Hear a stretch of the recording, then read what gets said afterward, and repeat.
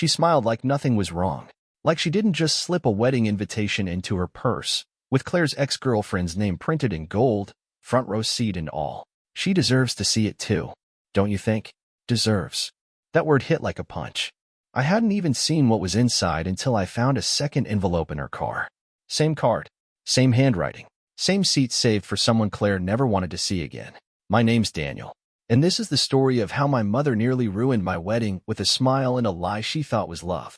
Let me rewind. Claire and I met 6 years ago at a friend's Halloween party. She was dressed as Rosie the Riveter, bandana, boots, and all, and I went as a half-hearted lumberjack. She laughed at my fake axe and offered me whiskey straight from her thermos. That moment turned into 2 weeks of texting, then dinner, then years of late nights, shared groceries, and moving boxes. Claire is the calmest storm I've ever known. Strong, sharp, honest in a way that disarms you. She doesn't bluff. She doesn't pretend. That's what drew me in. She told me about Madeline a year into our relationship. Said it wasn't a secret, just part of her past. They dated for 3 years, lived together for 2, and broke up after a long, slow burnout that ended with Claire sobbing in a train station while Madeline stood there stone-faced, saying she just didn't feel it anymore. I asked if they still talked. Claire shook her head and said, "The chapter's closed." And I believed her. I never asked again. Fast forward to our engagement. My mom, Sandra, was thrilled. Too thrilled, maybe. She offered to help with the planning, said she'd take care of things, and wanted to contribute, whatever it took to make it perfect. My mom comes from the school of thought that weddings are public statements of family pride, that every detail, from the napkin fold to the playlist, reflects on her. At first, it was sweet. Then it became complicated. She'd override Claire's choices, insist on vendors we didn't ask for, kept saying things like, "Trust me," and "I know what's best." Claire was patient, too patient. She let it slide for months, probably thinking it wasn't worth the fight, until the seating chart, until rehearsal night. Until I watched my mother hand a printed invitation to the woman Claire said she never wanted to see again. I didn't confront her right away. I waited, watched, tried to tell myself I was wrong, that maybe it was a coincidence. Maybe she wasn't actually sending it. But the next day, my cousin texted me, "Hey man, random, did you invite Madeline Walsh to the wedding? I saw her name on the VIP list your mom emailed around for security check-in." VIP. Security check-in. That was it. I drove straight to my parents' house. My mom was in the kitchen, icing cookies for the brunch she insisted on hosting after the ceremony. She looked up, beaming. "Daniel, big day almost here." I held up my phone with Madeline's name circled. "What is this?" She blinked, wiped her hands on a towel. "Oh, that? She reached out last month, said she wanted to make amends." I thought it was sweet, my mom said, but her eyes flicked away too fast. I didn't reply, just watched her carefully. Later, Claire pulled up her email, scrolled, clicked.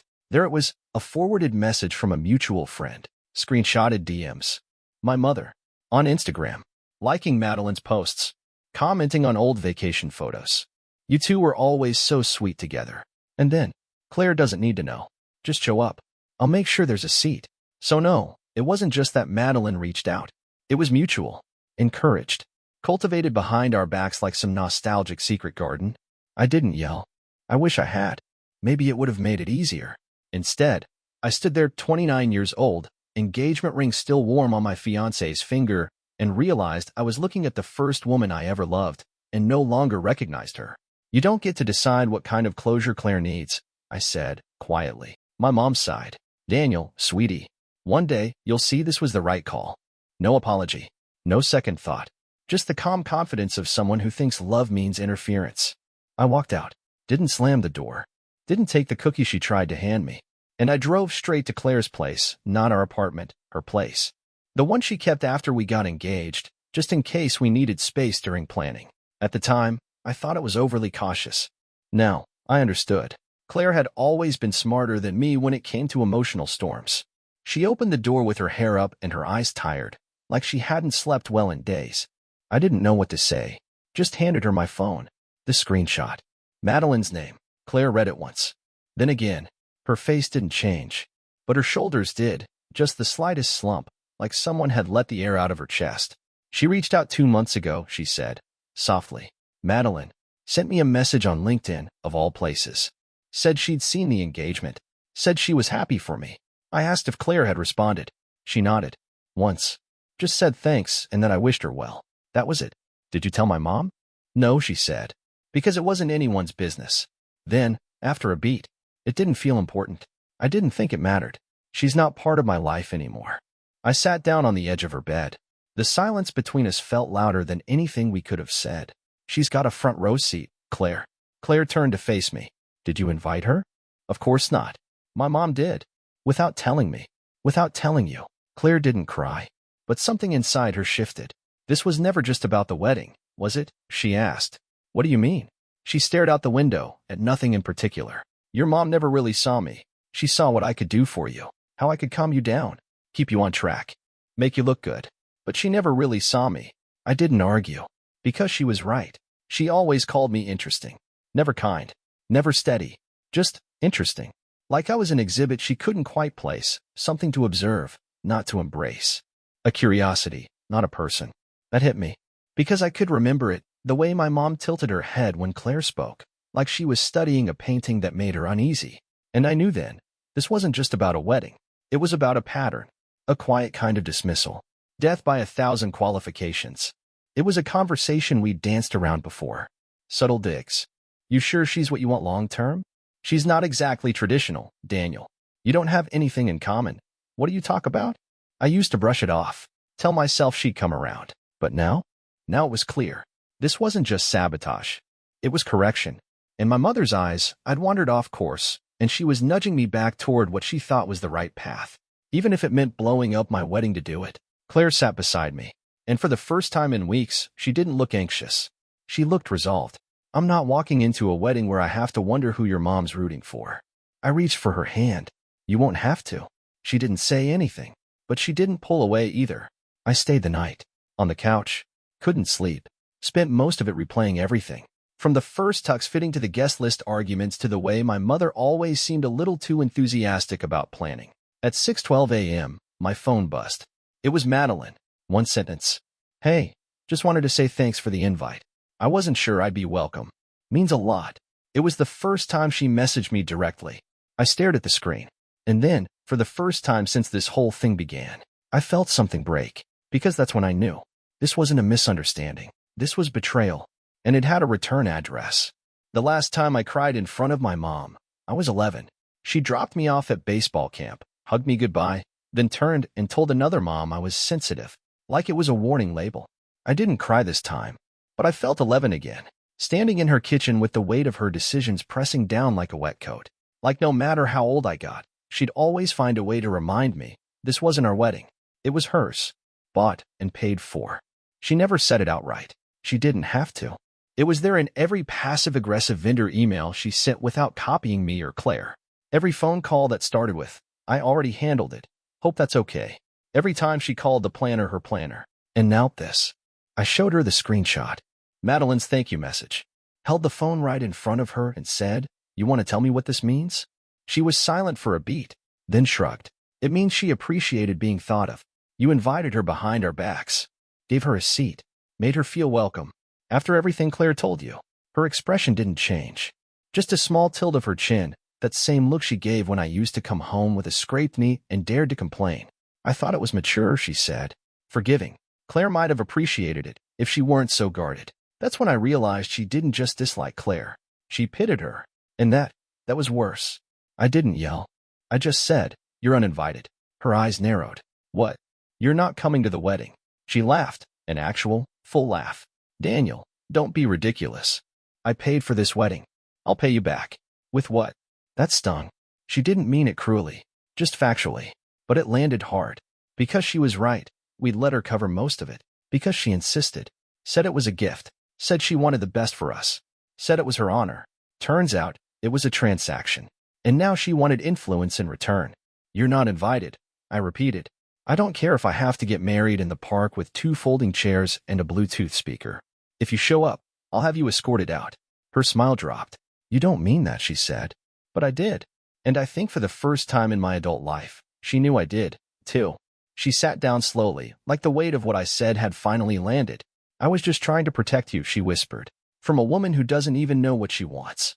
No, I said. You were trying to protect your version of me. The one who never made choices you didn't pre-approve. And then I walked out. Didn't take the back and forth. Didn't wait for an apology. Just left. Later that night, Claire and I sat on the floor of our half-packed living room. The wedding was 4 days away. Half the RSVPs were from her family, the other half from mine. And right now, we didn't even know if there was going to be a wedding. She looked tired. Not the kind of tired sleep fixes, but the kind that comes from constantly checking your own heart for damage. I don't want to do this anymore, she said. And my chest locked up. She looked at me. I don't mean us. I mean the wedding, the show, the politics, the performance. She reached for my hand. I just want to marry you. Without the noise. I exhaled so hard it shook my shoulders. Because the truth is, I wanted the same thing. I always had. So we made a decision. We called the planner. Told her to cancel the venue, the catering, the florals, everything. Then we opened a new browser tab and searched for City Hall elopement licenses. And 2 days later, in a quiet room with scuffed tile floors and a judge who called us both kids with a warm smile, Claire and I got married. No DJ, no seating chart, no drama, just us. And 2 rings we picked up that morning. We went to a diner afterward, split pancakes, drank diner coffee, laughed harder than we had in weeks. It was imperfect, messy, small, and more real than anything we'd planned before. The next morning, I woke up to 52 missed messages, texts, voicemails, calls from my mom, from cousins, from friends confused by the sudden cancellation. But the one that caught me was from Madeline. Congrats. I saw the post. Guess I wasn't needed after all. No anger, no bitterness, just that same sharp edge she always had, the one Claire warned me about. I didn't respond. Because she was right. She wasn't needed. And neither was the version of our lives other people had tried to write for us. 3 days after the elopement, my mom sent me a check, folded into a blank card, no return address, just my full name scrawled in her familiar cursive. Inside was a note, 6 words, written in blue ink. I expect reimbursement. Itemized, if possible. No, love, Mom. No congratulations. Just a number. $18,426.74. The gift she once called her joy to contribute? Now it was a bill. Claire was still asleep when I found it. Curled on her side in the bed, we'd moved to our new place, a quiet, sunlit apartment with half-unpacked boxes and 1 too many coffee mugs. She looked peaceful. So I sat at the kitchen table and stared at the check like it might explain itself. I couldn't say I was surprised. Not anymore. But it still hit hard. Because this wasn't just money. This was her way of saying, this is what you cost me. And I don't think it was about the cash. Not really. It was about control. About narrative. About reminding me that she had been holding the pen the whole time. And now that I'd wrestled it back, she wanted payment for the lost pages. I poured a cup of coffee and opened my laptop. Started drafting a letter. Not an email. A real letter.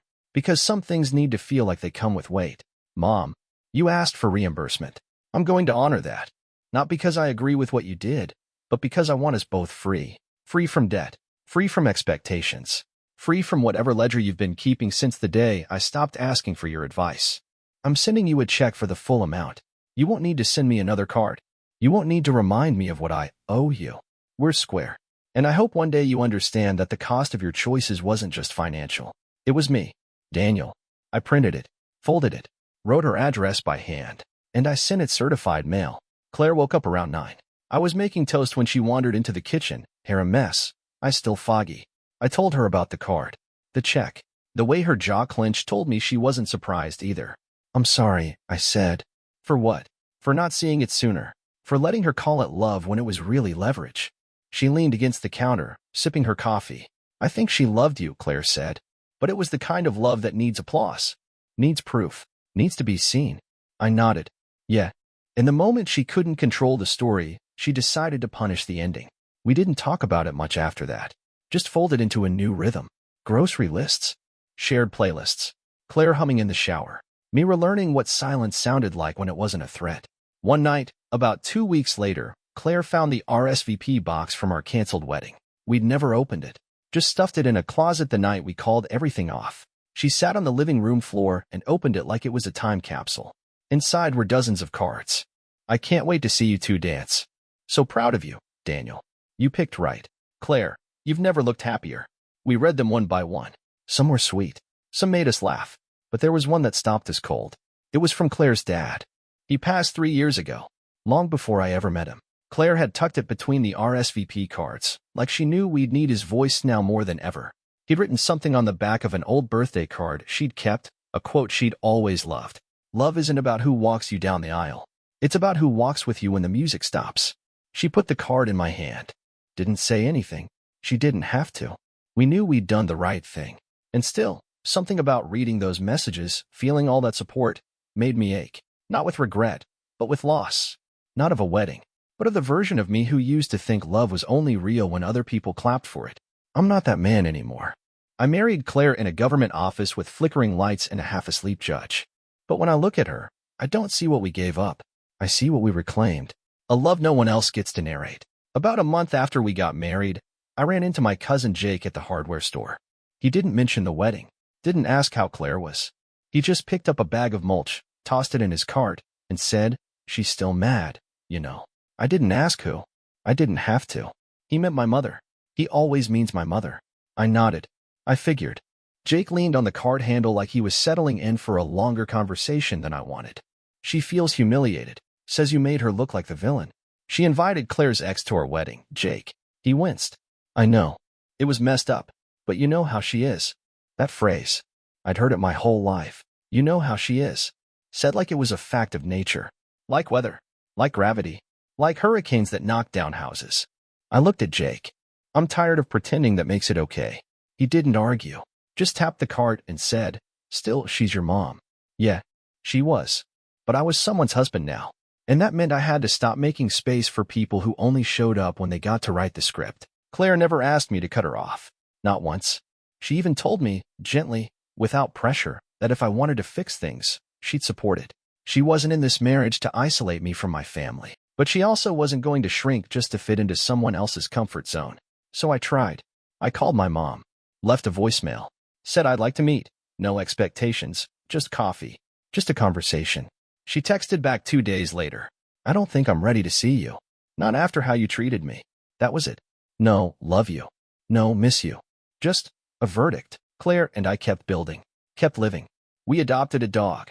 A sleepy rescue lab named Milo who couldn't fetch to save his life but followed Claire around like she hung the moon. We made pancakes on Sundays. We built a shelf for the plants she kept forgetting to water and named every one of them after dead sitcom characters. And still, there were moments when the silence from my mom echoed louder than I liked to admit. Not because I needed her approval, but because, for a long time, I believed I didn't have permission to grow up without it. Then, one morning in February, Claire got a call. From Madeline. It went a voicemail, but she let me hear it. "Hi, Claire.